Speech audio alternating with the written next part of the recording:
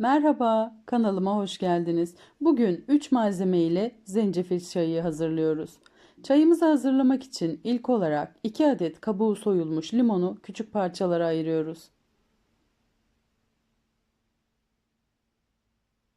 Ardından kabuğunu soymuş olduğumuz taze zencefilimizi de dilimliyoruz.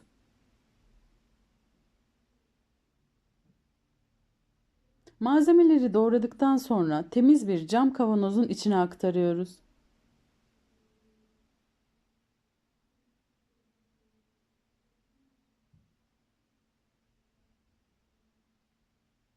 Üzerine 3-4 yemek kaşığı kadar bal ekliyoruz.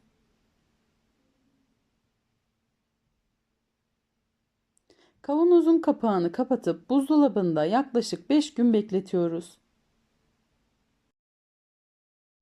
5 gün sonunda karışımımız bu şekilde hazır hale geliyor.